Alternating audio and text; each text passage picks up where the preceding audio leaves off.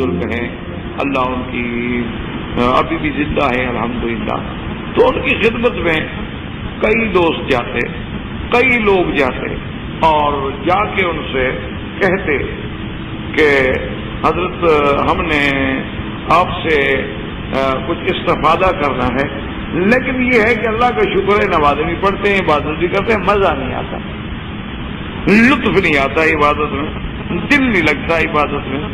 تو حضرت فرماتے کہ بھائی ایک بات تم ہماری مان لو اور دوسری بات جو ہے وہ ہم آپ کی مان لیں گے. ہیلو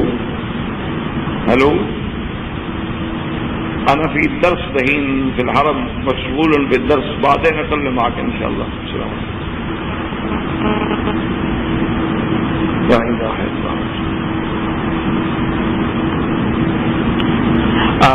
تو وہ فرماتے کہ بھائی ایک بات ہماری تم مان لو تو باقی انشاءاللہ ہو جائے گا.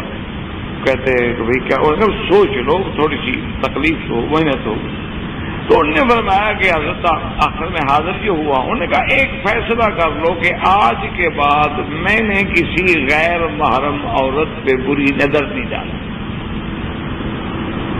اور کسی امرد لڑکے پہ، امرد لڑکے سے مراد ہوتا ہے وہ لڑکے جن کی داڑھی نہ آئی ہو، یہ بھی اسی طرح کا فتنہ ہوتے ہیں جس طرح عورتیں.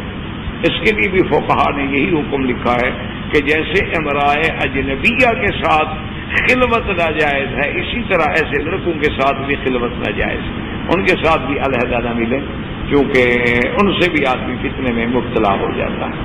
تو نے کہا یہ فیصلہ کر لو، اگر یہ تمہیں قبول ہے تو پھر اگلی منزل جو ہے آسان ہو جائے گی، اور اگر تم یہ نہیں کر سکتے ہو تو بھائی میرے پاس تو کوئی پیری فقیری نہیں کہ تمہیں عبادت میں لذت ملنی شروع ہو جائے. عبادت میں لذت ملتی ہے تقویٰ سے، ہدایت ملتی ہے تقویٰ سے.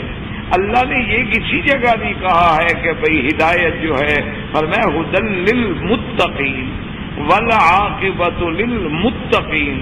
تو اتقاء کا معنی کیا ہوتا ہے کہ ان محارم سے، ان محرمات سے، ان منکرات سے بچنا جو چیزیں اللہ کی ناراضگی کا باعث ہے.